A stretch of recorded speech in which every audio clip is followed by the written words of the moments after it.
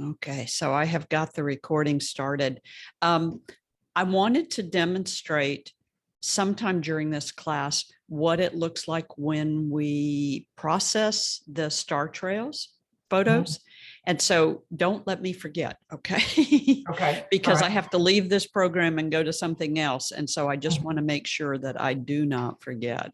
Okay, so we are in now lesson 4. And Carol, this is your shot from when we had the power outage last week. Yes. So tell me what went on. Okay, so I was down at the beach and we did have a lot of haze, and I Yeah. kept waiting for the moon till I could see the moon, and I could see the haze on the horizon. So I knew it was blocking it. And I knew the timing, it should have been up. So this is my kind of one of my first glimpses of it. I'm like, okay, there it is. I can see it through the Yeah. haze. And I Isn't wasn't it, sure. isn't it amazing how thick of a layer we have? This, Yeah, this was you probably had to wait an hour. I had to wait a good, not that quite that long, but a good 30 minutes. Okay. I had 2 cameras up on tripods, just sitting on the seawall, Yeah. waiting for it. And I was looking and looking, and it just wasn't there. Yeah. And finally got a glimpse. So this one was with my R5 with my 50 millimeter prime lens, Okay. but I had it at f5.6 Uh-huh. at 1/50th of a second in ISO 100. Good. Good. So you did fine. It's interesting with how long it takes to get above the haze. I have had people second guess that they were in the right spot, Mhm. and double check the compass direction and everything. Yeah. That Oh, yeah, are I we did too. really, I we did really that. supposed to be here? And other Yeah. people will be like, are you sure there's going to be a moon, Kathy? And it's Exactly. like, yeah, it's there. Yeah, If it people were doesn't come looking up. at me like, "What are you waiting for? Because there's nothing there." Yeah, yeah. And if you're with the spouse or friends and they're like, really? Yeah. Yeah, yeah. And then here's when it finally came up. Yeah, that's when Yeah. it finally came up. And Yeah. so that one was with my 70D, I Okay. believe. And that was with the 7200 millimeter, but it was at 92 millimeters when I took Okay. that shot. To make it Um, bigger. Yeah. Yeah, and that was at a f4 and 1/40th of a second. And did the moon blow out? Did you have to post process it or were you No, okay? I was okay. Yeah, I Good. didn't blow out. Good. You did a good Last year. job. Yeah. Yeah. And then here's And your then, big moon. yeah, and that one was also with that 200 millimeter lens, and that was at 1/100th of a second, ISO 800 Okay. in f8. So I Very had to good. go up a little on the ISO. Very good. But you can go down on your f-stop because you don't need any depth of field because the moon's so far away. So I wanted to ask you about that. So you can go all the way down to whatever your 2.8 or something, and it's not going to affect your focus because No, it's so because you're far. focused so far away. There's no depth of field. Okay. All right. That's an important point for me because that was important with the light painting as well. Hmm. I had that question kind of pop up in my mind. Well, how far can I really go and not screw up my Yeah, focus? yeah, yeah, yeah, Okay. yeah. In the mathematical formula for depth of field, one of the factors is how far away you are. Hmm. And if you happen to be far enough away, like infinity, Uh, then it doesn't matter whether you're at f22 or you're at f2.8. They're exactly the exactly the same. same. Okay. So how do you figure out how far you can go, what the distance is? It's a mathematical calculation Well, for, but you put it on the infinity symbol on the lens. well, but if you're not for the moon, but if you're doing, when I was doing trying to do the light painting. Yeah, the teddy bear, So for instance. Yeah. yeah, teddy bear, or even I was trying to do the lights on the road, cars Uh-huh. going by. Hmm. I wasn't sure how far I could go down in my f-stops based on where I was trying to focus, right? The Um, distance, how many so feet. yeah, so I just kind of either do a 5.6, an 8, or a 22. But then Mm, I've kind of learned this over the years. It's kind of okay. instinctual, but Uh-huh. you can use your depth of field preview button. Remember that button? Oh, okay. All And right. so if you don't know whether you need to use for the street, for instance, with the cars Okay. going down it, if you don't know whether you need to use a 6.3 or an 8 or a 16, Uh-huh. you can use the depth of field preview button. Okay, I forgot about that. All right, Uh-huh. I'll look at that. Thank you. Yeah, yeah. Okay. And then also, just for everybody who's listening, as well as for you, Carol, on the night of full moon, because the sun is shining directly at the moon, we don't get a lot of shadows on the craters. Mhm. But if we can do this same shot 2 days after full moon or 3 days after full moon, the moon's going to be much higher in the sky. We're going to have to get up later. Then we can, because the sun's at a little different angle, we can get more shadows on the craters. Ah, okay. Yeah. So sometimes you'll see a really great shot of what looks like a full moon, and it's got really neat detail on the craters. That's Uh-huh. before full moon or after full moon I night. see. Okay. But you did a good job on this because we've got craters, we've got, detail on it. So you did a good job. And then here's your sunset picture. My sunset. So we went over to Waterman's so I could get some shots because it's right there on the water, and so I could walk out on the dock there. Yeah. It wasn't perfect, but it's not bad. Uh-huh. This was a little earlier. I just had no color in the sky for the sunset. And as I said, I'm not quite good yet in Lightroom in Photoshop for the after. I need to, if I could have brought the sky maybe a little bit darker, it would have made that pop a little bit more, but I haven't quite gotten there yet. But it was not too bad. This was my Not bad. 1535 millimeter lens on the R5 at f/22 and 1/20th of a second at ISO 100. Okay, good. And you've got a good starburst. And it's which lens again? This is a 1535 millimeter. 15 to 35. Okay, good. Because it's got a really nice starburst on it. My rule of thumb, by the way, is if the sky has no detail in it, I include little of the sky and more of the foreground. Okay.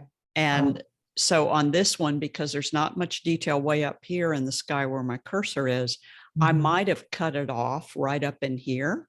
Okay. And just included this cloud, the shadow on this house is absolutely beautiful. Yeah. So it might have even been a cropped shot, even okay. more of just this house and the sun, Okay. and a little bit more of the water. Yeah, that's a good idea. So if there's nothing good happening in the sky, then do more foreground. If there's nothing, if the sky's really good, then less foreground. So, I kind of do that as my general gauge. And then you've got a good starburst on it. So that tells you that lens at 22 gives you a really nice starburst, which it does. It's a really pretty lens at that. And then here's your next one. This one, yeah. I was, that boat sat there forever and then it started taking off and I was like, oh no.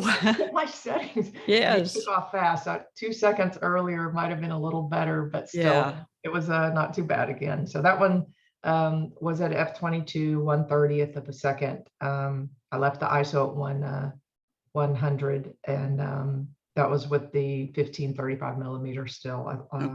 Okay. Very, very good. Very good. It's got good color in it. And yes, the boat in the reflection would have been a little bit better.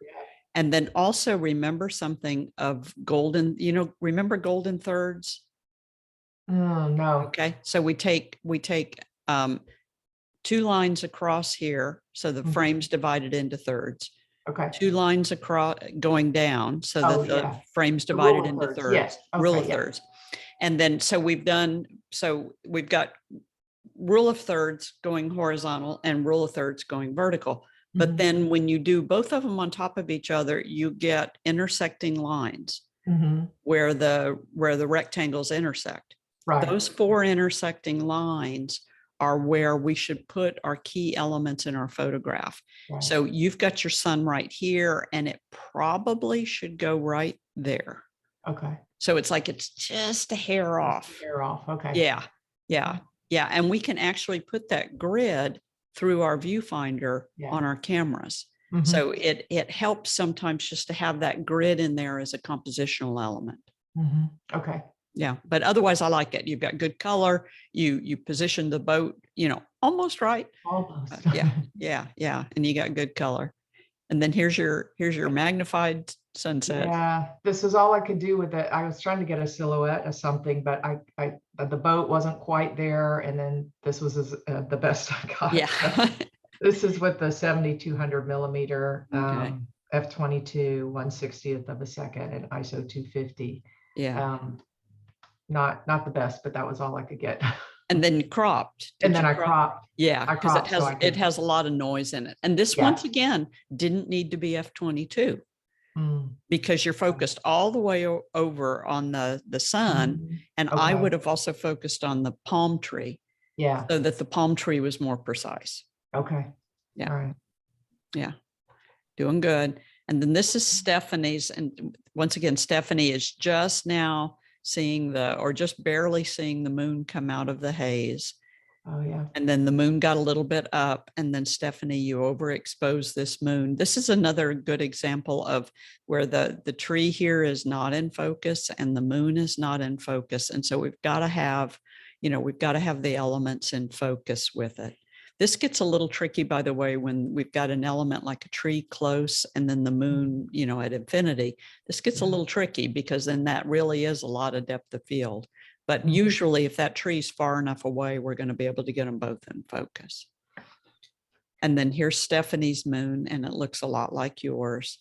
And then once again, just making sure that, or if we shoot a couple of days on either side of full moon, we can get some shadows on that moon. Okay, lesson 4. And then you didn't get to light painting, unfortunately. You tried. I tried, and I did use my velo. I bought a velo. Good. And I used that, so I learned that equipment. So. Good. So the YouTube video that I have on YouTube teaches you how to use it and how to set it up. And so just in case you ever forget or need a refresher on it, it's on my YouTube channel. Okay. So it's a simple little video on how to do it. Okay. So this lesson is about the fun of star trails.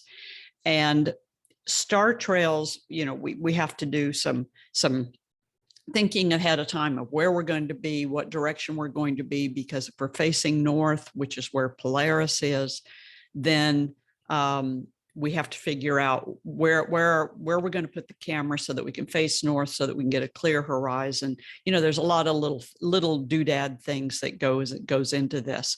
So this, for instance, is a star trail done over the Rincon de Vieja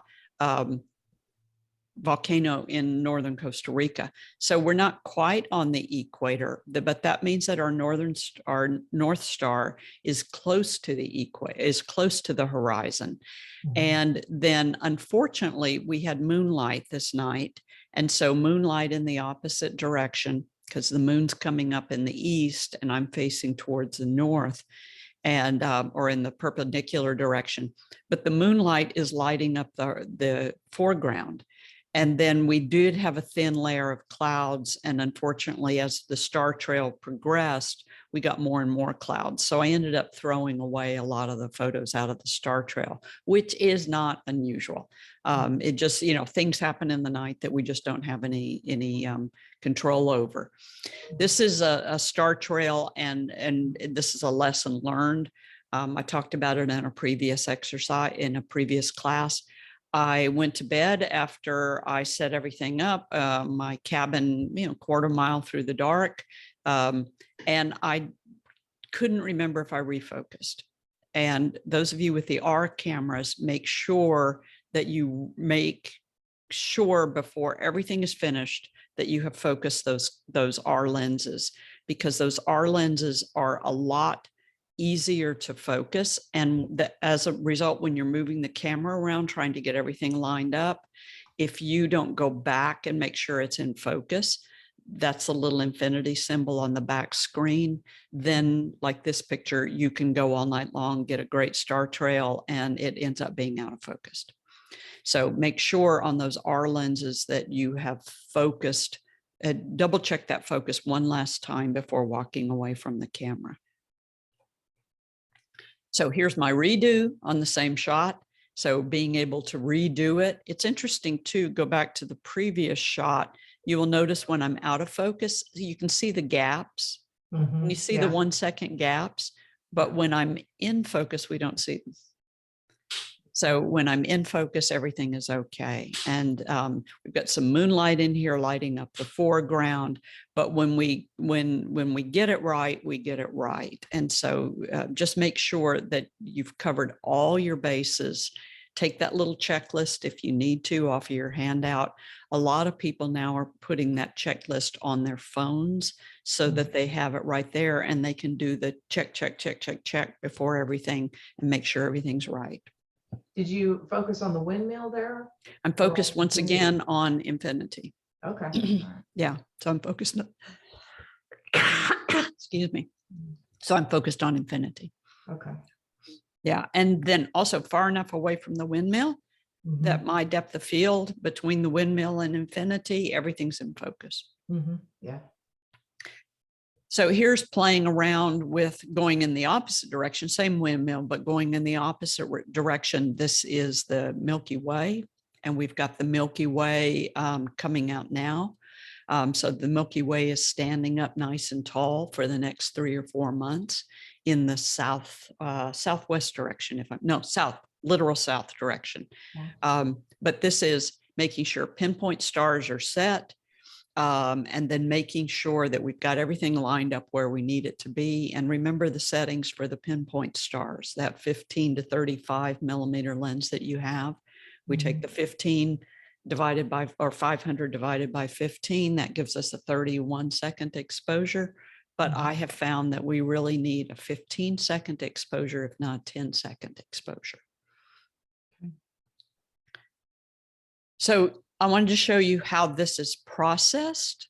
So did you get to watch the video that I sent over? I have not watched the video yet. No. Not yet. Okay. So this will make sense when you watch the video. So I just wanted you to understand that coming out of the camera, these are not perfect. So I've done my universal. I always start every photo with texture at about 30 or 40, vibrance and saturate at about 20 or 30.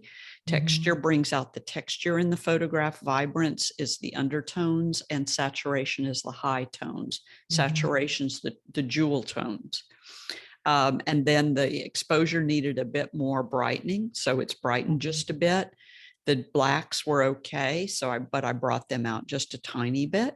I added a bit of contrast and then a bit of clarity. And many times on our Milky Way, we will need to do a haze, dehaze, to pull out any humidity in the sky.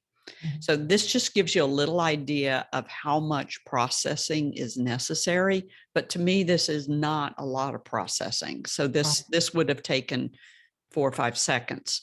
So it's not a lot of processing, but that'll give you just a little idea of generally what happens to me when I'm doing the Milky Way.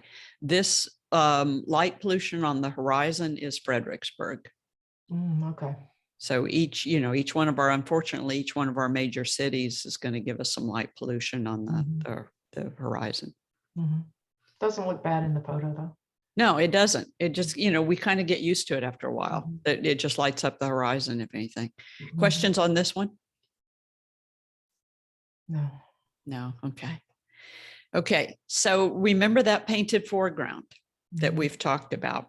So we can take the painted foreground and we can combine that with the star trail.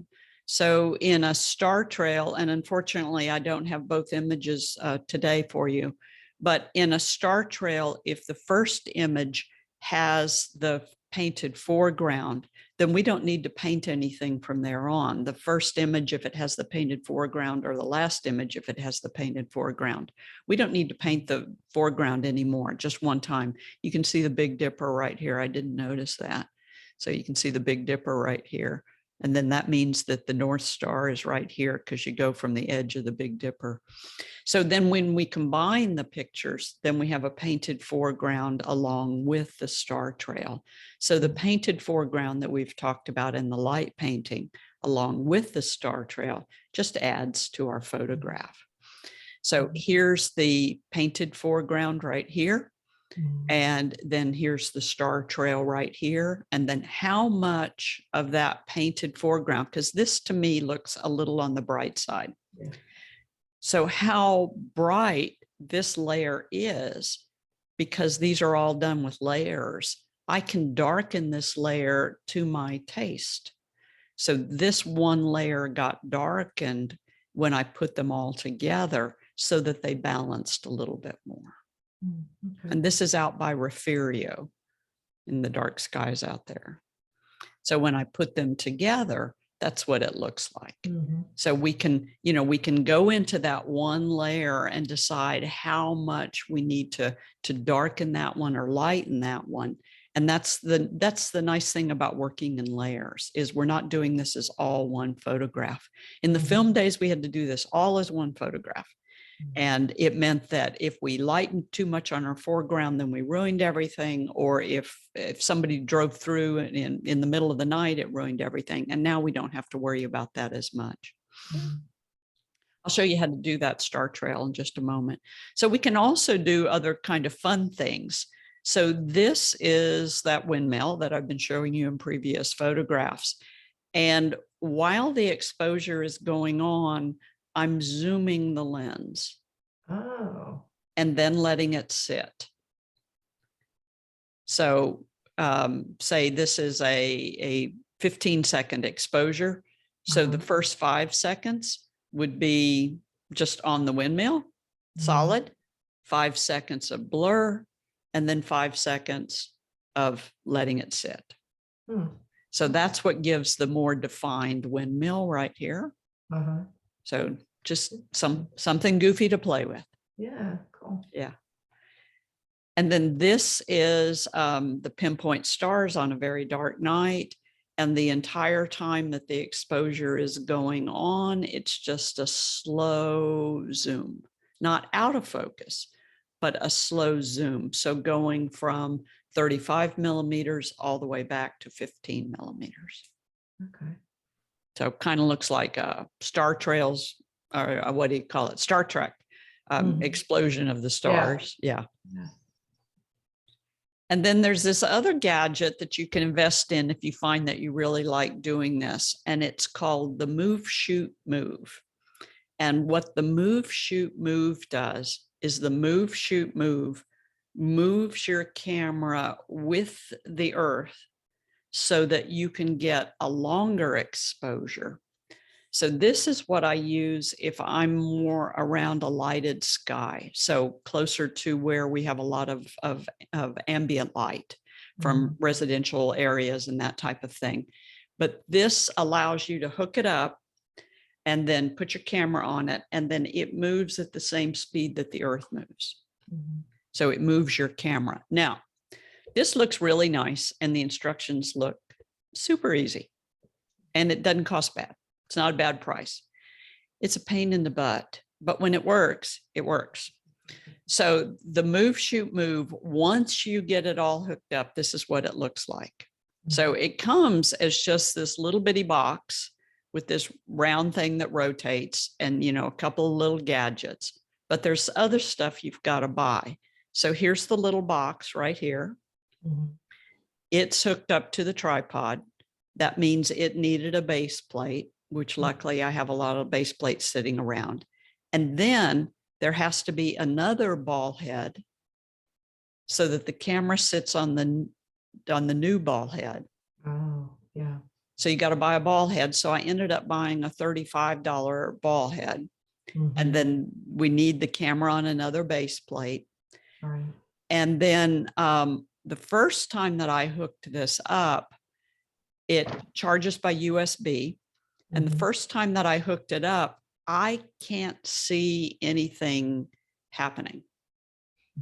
And they tell you in the instructions to put a book or a piece of paper on this little rotating plate right here, and then walk away from it. And when you come back in an hour and a half, you'll see that the book or the paper is rotated. And yes, that is true. So it rotates very, very slowly. And you're not seeing it rotate. You don't hear it rotate. But it does rotate. And so that means you can walk away, and your exposure in this case ends up being about 4 minutes. Now, you know how we did 4 minutes for the star trails, 4 minute with a 1 second break, 4 minute with 1 second break. We do the same thing with the move, shoot, move, 4 minutes. And the reason for that is that in that 4 minutes, that's when the noise kind of builds up. So if we ended up going longer than that, we would have more noise. So about a 4 minute exposure ends up working well. If it were really cold outside, so we were doing this in the winter time, but unfortunately in the winter time, the Milky Way is not up, the gaseous cloud isn't up. But if we were doing this in a cold location, like maybe up in the Teton Mountains or something like that, then we could maybe go for 8 minutes. So the colder it is, the longer we can go with, so we just don't get as much noise build up. But what we end up getting is a pretty significant, nice star field. And this is near Fredericksburg, so we're not going to get a super great star field, but we get a pretty good star field. Lesson learned, don't do this around something like the windmill, because what you're going to have to do, since the camera really is moving with the sky, the stars are in focus, but see, look closely, the foreground is out of focus because we're moving. Yeah.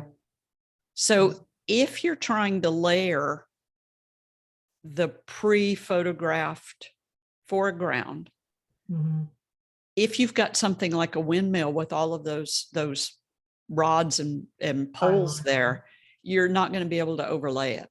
Yeah. So it works better on something like Enchanted Rock. I found that it doesn't work really well on things like blowing trees. So once again, my stars look great because the camera's been following the stars, but because the trees have been blowing in the wind and blowing significantly this night, by the way, when I tried to layer the foreground, here's the foreground over it, it's not perfect. So you can't look really closely at it. So it's going to work a little bit better. And by the way, this is the foreground. Here's the stars. You see how many more stars I got by the move, shoot, move versus just one fixed exposure. So this is just one pinpoint star exposure, which would be 15 seconds. And here is what I get if with the move, shoot, move for 4 minutes. So I get more of the light from the stars. Yeah. But then trying to layer them on top of each other, I don't think I even showed it to you. No, I didn't even show it to you because I've never been able to get it perfect. So it's better done. Your seashore would do really well.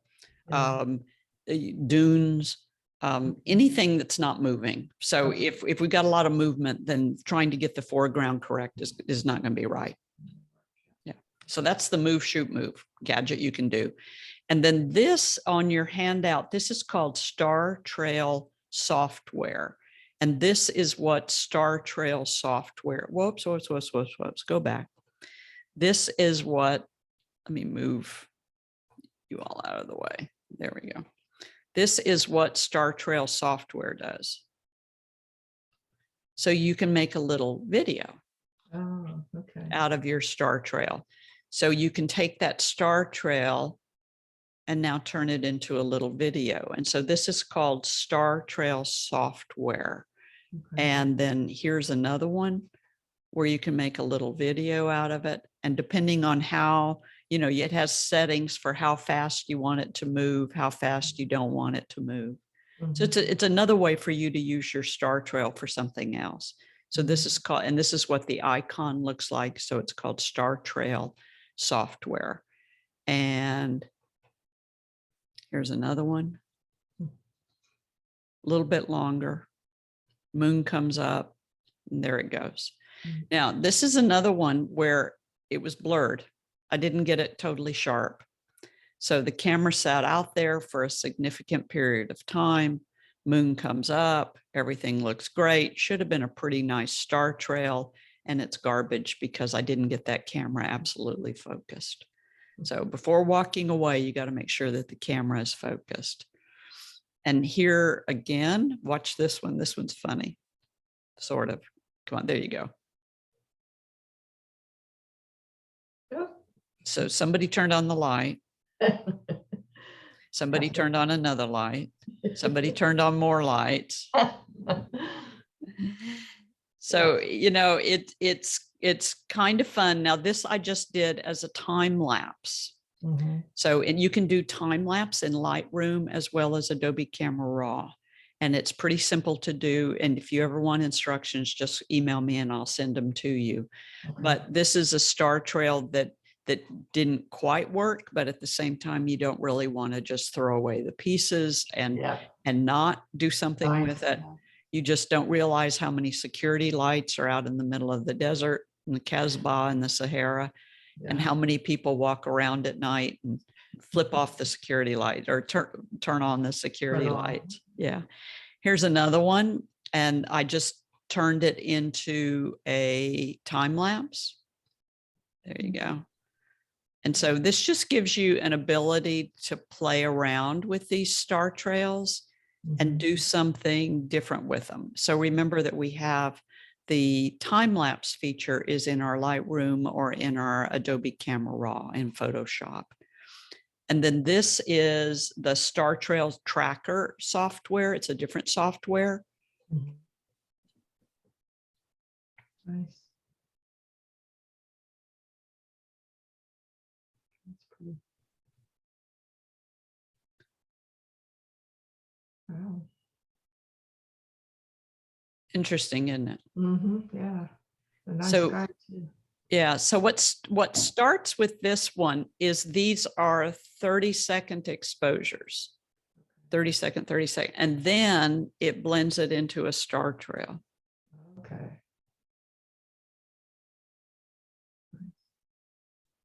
And once again, down in Costa Rica, so the northern star is North Star is on closer to the horizon.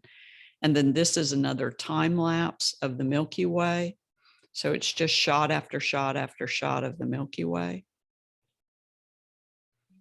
And then making a time lapse of it. So this is where we're just leaving the camera outside, doing either a star trail or a time lapse, depending on which one we're doing. And then we process them later on. This is my friend Patty's time lapse. She's gotten really, really good at time lapse on Milky Ways. Mhm.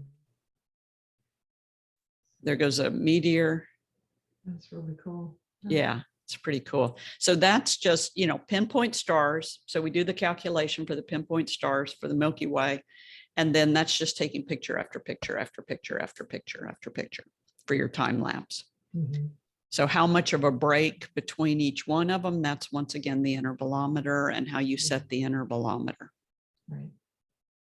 But that means you've got to have a camera that can just sit there and do that. And then, you know, either go away, eat dinner, or, you know, eat breakfast or whatever you're going to do. So Mhm. time lapse. And then this is a video of an eclipse. So camera's on the tripod, and this is the moon coming out of eclipse. So you can see the little edge on the lower left gradually getting lighter.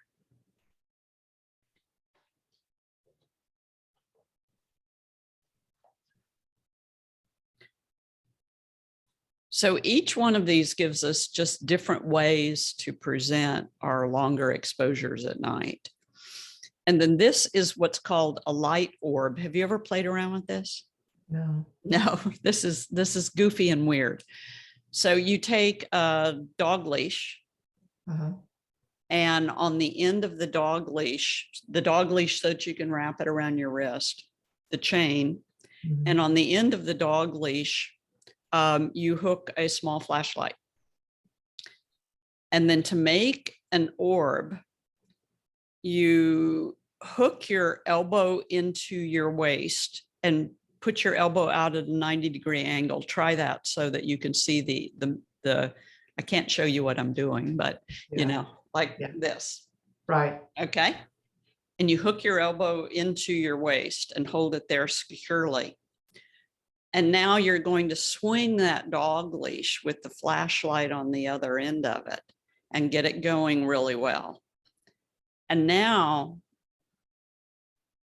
prior to starting all this, we established a pivot point on the ground. So I put a leaf down or a shoe or something like that. So you got to find a pivot point. And now you have to walk around that pivot point while still swinging the flashlight and trying not to hit yourself in the head with the flashlight. Okay. And if you do it right, it won't wrap around your wrist. You won't whack yourself in the face with the flashlight. So make sure it's a small flashlight instead of a big flashlight, just in case you do whack yourself. But if you can walk in a pivot, you get a spiral like this, you get a ball of yarn.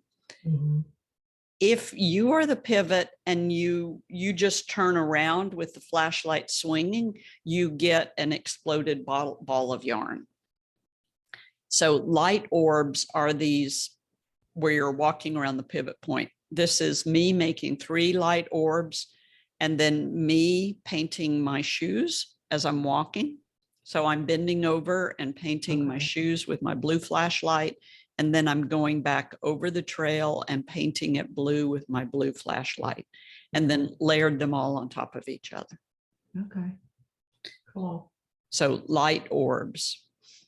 This is a different type of light orb. And this is, again, photographers. Have you ever swung steel wool? No. No? Okay. So steel wool is highly flammable. I didn't know that until photography.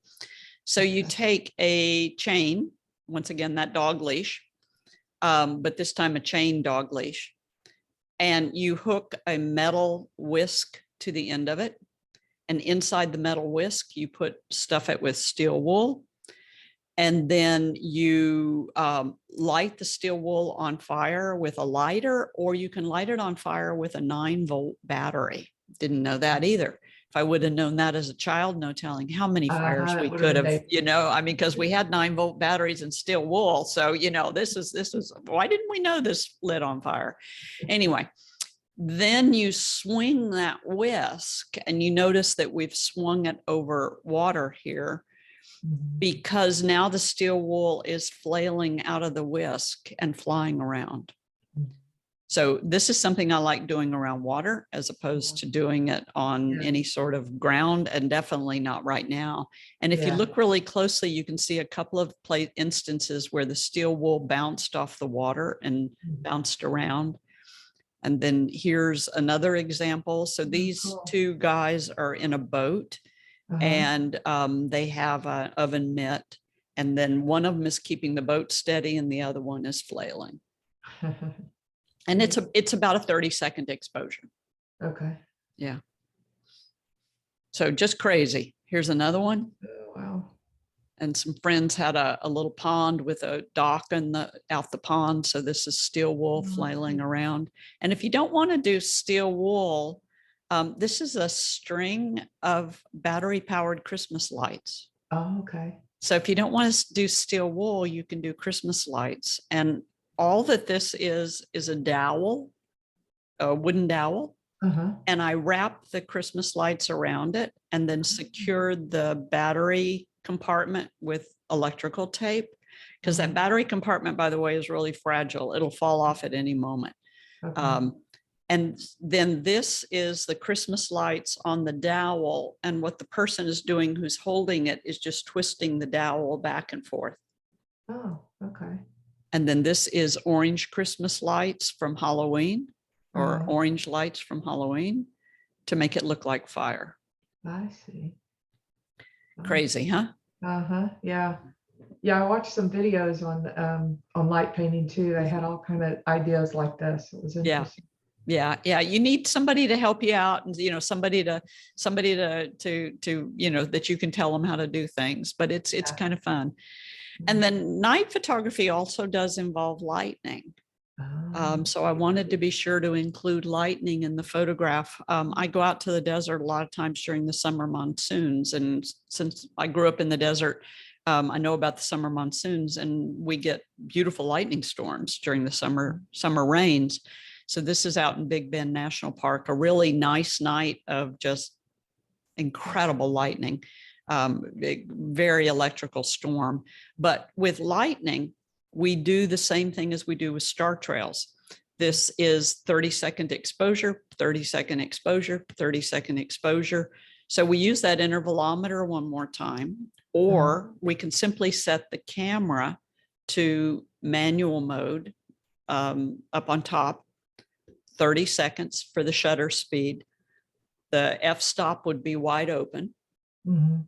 Or if you need a long shutter speed because of the light, f-stop 22, whatever it takes you to get to 30 seconds and the light being and the meter being balanced. And then you can just take your cable release or the intervalometer. And the intervalometer, the main big button right in the middle, is just a basic cable release. So you can just click it up and the camera will just sit there and take 30-second exposure after 30-second exposure after 30-second exposure. And that's how we do lightning. And then we take all the photographs that had lightning in them, layer them on top of each other, and then hopefully the clouds did not move too much. So we have to do some mixing sometimes, but if we get a lot of lightning like this night, then the clouds don't move too much in those repeated 30 seconds. So maybe in that 5 minutes, we don't get too much of the clouds moving. Here's another example out in Big Bend National Park. And then we use the photographs that have the lightning in them and then layer those on top of each other and then do any smoothing out that we need. So you can see that lightning, star trails, light painting start leading us into using layers and learning how to use layers. Yeah. And then this is another one where it's in this entire lightning storm, it's probably only 5 photographs that had lightning in them. And so we can just take the photographs that have lightning in them, pop them onto the layer, which, that gives us the good foreground. And usually we can end up getting something that's interesting out of it. We might have to do a little bit of work, but most of the time it's pretty interesting. Nice. Okay. Any questions? No, this has been really interesting. Yeah. Just tons of stuff, right?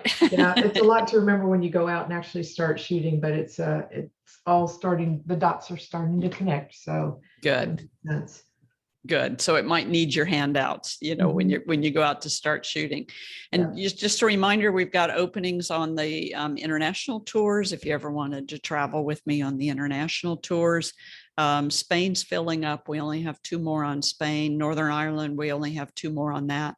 The Aurora Borealis in Norway is coming up. It's got some openings and then all kinds of stuff happening next year. great. Thank you. And then you've got all my contact information, right? Yes, got Okay. it. I am going to stop sharing and I want to show you how to blend a star trail. Okay. Great. So right now I'm going to get out of here, close that down. So there we go. And I'm going to close this down. So I got to do some behind the scenes work for just a second. Let me see. Where's my bridge? And once I get this opened up, I'll show you what I'm doing. Okay. Do you use both Bridge and Lightroom or just Bridge? I use Bridge Adobe Camera Raw, which does exactly the same thing as Lightroom in the develop module, Lightroom in the library module, and Lightroom in the develop module. The difference is that, I explained it to you in the video, in Bridge Adobe Camera Raw, I don't have to deal with that very confusing, huge database in Lightroom. Okay. All right.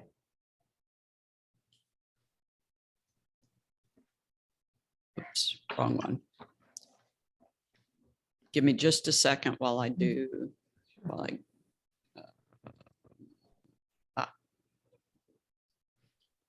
we go. Okay, now I can share my screen with you. I have to remember where you are, Carol. There you are, over there.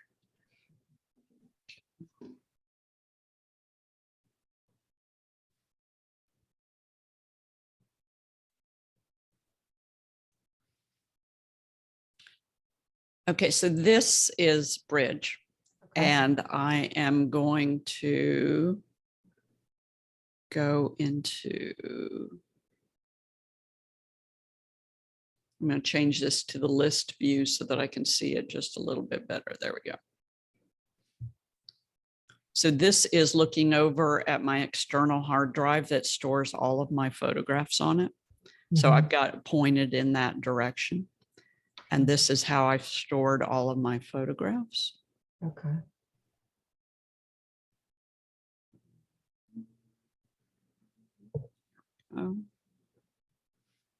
Now I'm going to open one of the folders. I don't think this is the right folder.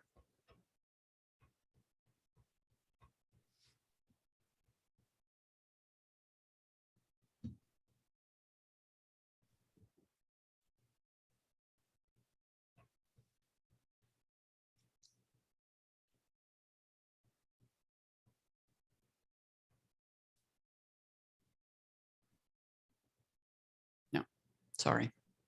Sorry.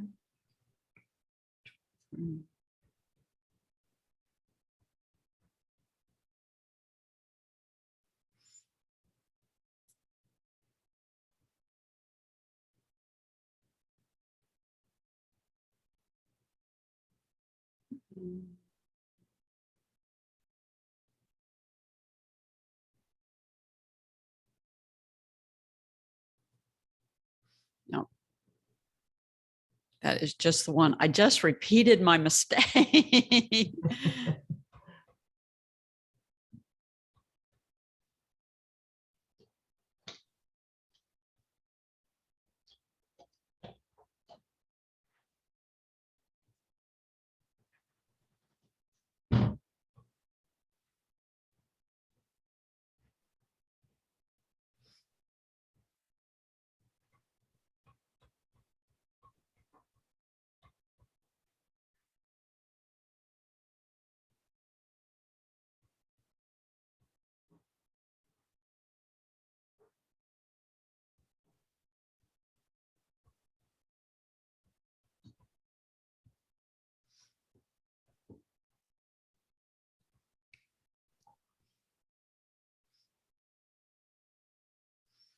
It is right there.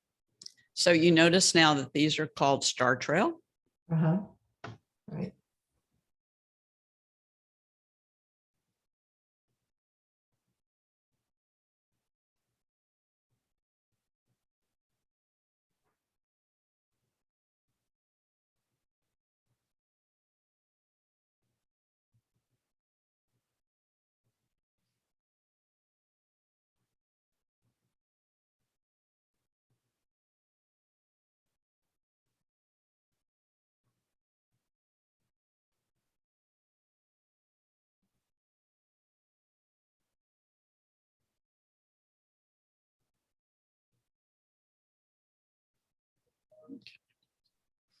Now I'm going to go up here to the top.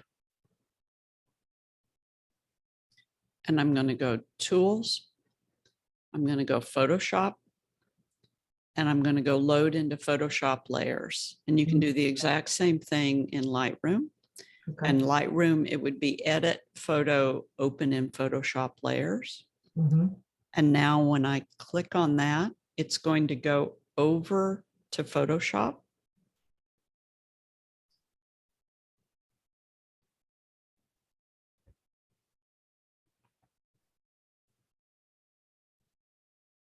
It just opened Photoshop.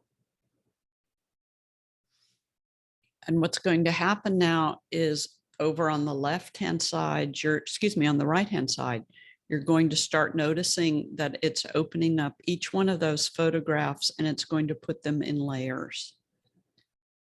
So it's just going to do an automatic open every single one of them, and it's going to line them up and it's going to put them in layers.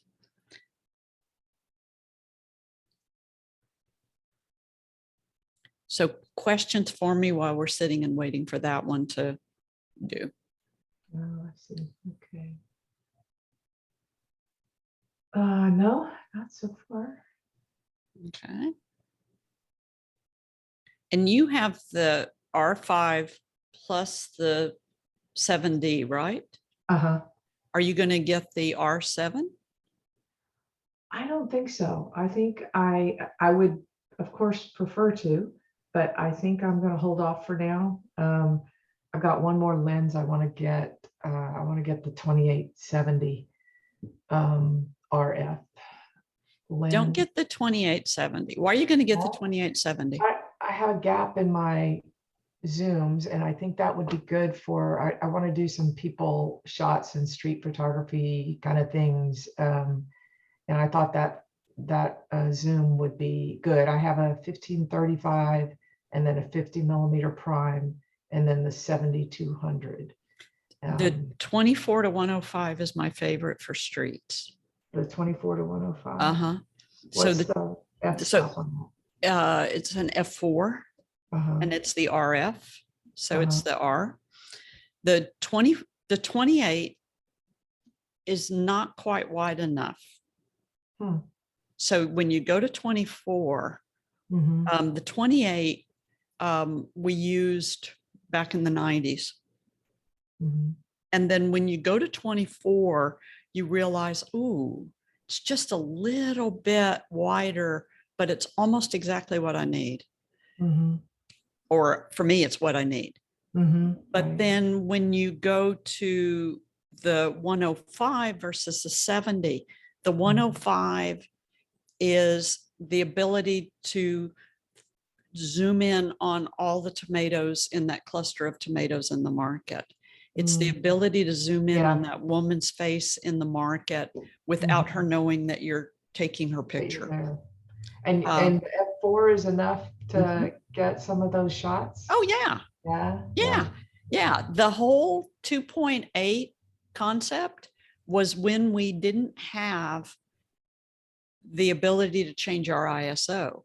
So in the film days, the only way we could add more light was to go from an F4 to an F2.8. Well, that Right. means we sacrificed our depth of field.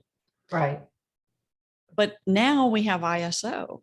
Mhm. And so that whole mental concept that we have to go to these 2.8 lenses Mhm. to get more light, well, ISO gives us more light. Mhm. Yeah. So we have to walk away from that old concept. Okay. But I love the 24 to 105. If you want to, maybe rent it Mhm. and see what you think.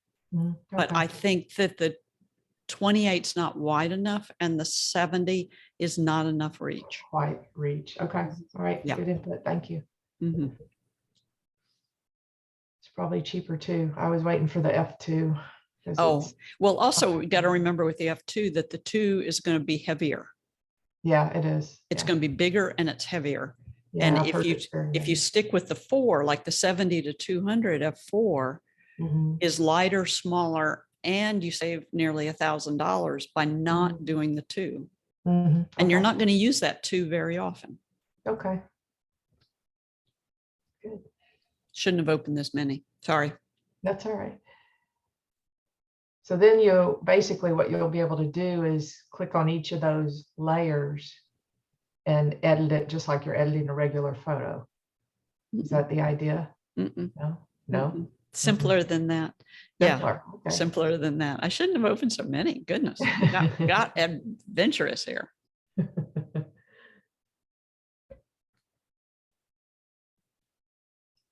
Yeah, I've always wanted to figure out the layers. I just didn't get there.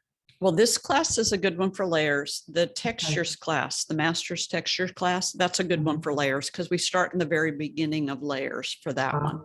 Okay. And you know, just we hone in on the very, very basics of layers. Mhm. Okay, come on now. I got really adventurous, didn't I? You did. Yeah, I did. 28 selected. 1, 2, 3, 4, 5, 6, 7, 8, 9, 10, 11, 12, 13, 14, 15. Oh my God, I got really adventurous. Sorry.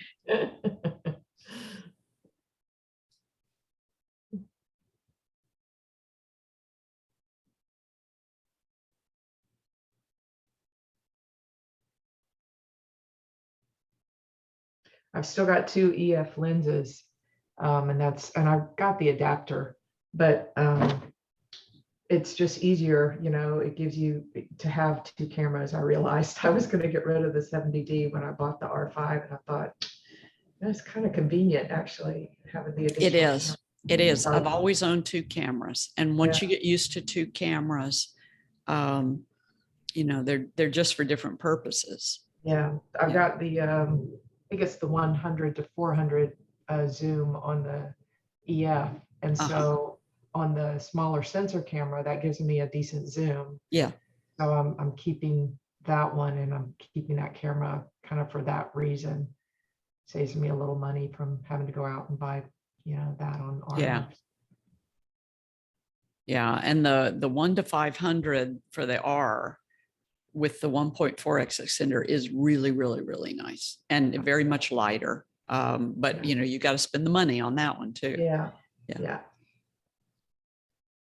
So what I did is I just sold one lens, or sold two lenses, bought one, Mhm. sold three, bought one. Yeah. I just did this kind of little methodical, just kept Little by selling little. them to somebody else. Okay, we're Mhm.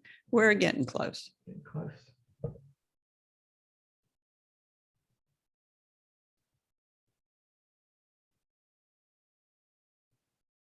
Do you do any classes on street photography? I do. And I do a Zoom class on street photography. Yeah. Somebody had asked for that recently, so I might put it on. Okay.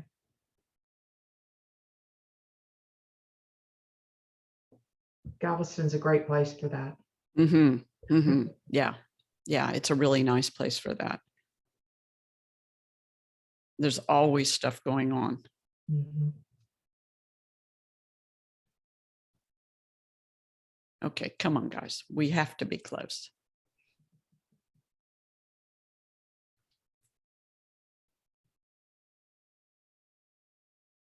Have you done Featherfest down in Galveston?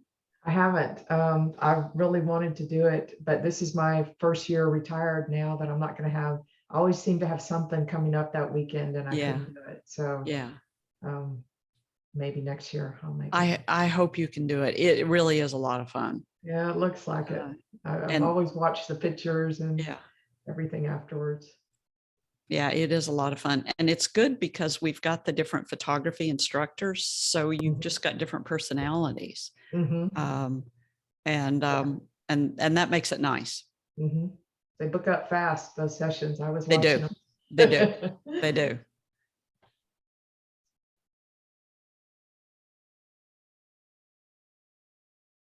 Okay, I got super ambitious on this one. Yeah.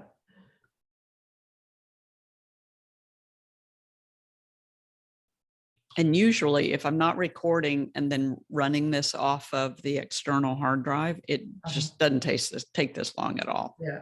So usually you're not processing off your while you're on your external hard drive, are you?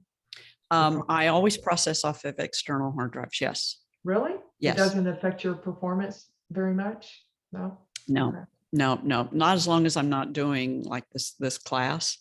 Mhm. Okay, so I now have all of these pictures. So I've got 35 of them in here. Okay. I'm going to highlight the first one, Okay. and I'm going to highlight, woohoo. Wait a second. And I'm going to highlight the last one and press my shift key Right. so that all of them get Mhm. selected. And then I'm going to click the blend mode. It is really dragging this morning. To lighten. Oh, okay. And when I click the blend mode to lighten,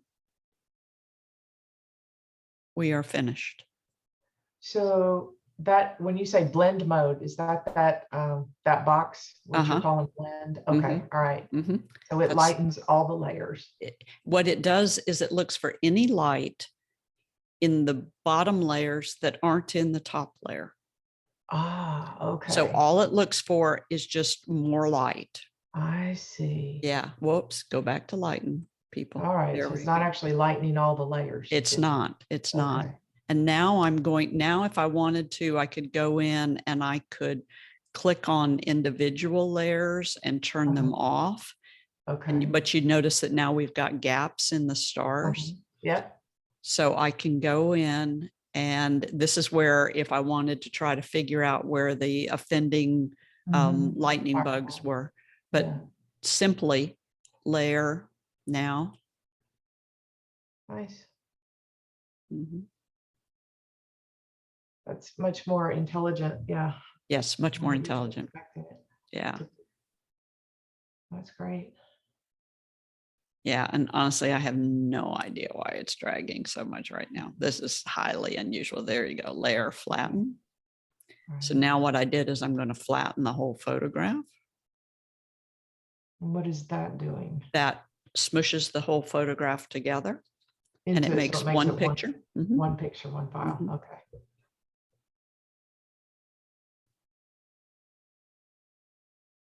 Not intuitive words, I would say. On their options, their menu options. Until you Until get you it. get it. Yeah. And then once you get Get it, their you know why lingo. they named it that. And then Yeah. you can go, oh, okay, I got it now. But no, it is not intuitive. And it's interesting, in the textures class right now, the master's textures, they're coming up on their 4th class. And the 3rd class, they were starting to use the terminology, and you could tell how much they'd been working on their homework, because Yeah. it was like, well, did you do this or that? Yeah. You know? Yeah. So it was nice to watch them using the technology or the terminology. Back many years ago, at the start of my career, I was a tech writer at NASA. And so I'm always, and I worked a lot with user interfaces and trying to explain them to people. And so it's always on my hot button. Okay, so filter, All right. camera raw. And now what I'm going to do is open the picture into Adobe Camera Raw, which looks like your Lightroom. Okay. Except I'll explain that in that video that I sent to you. There you go. And then doing my processing, I always do textures, vibrant, saturate.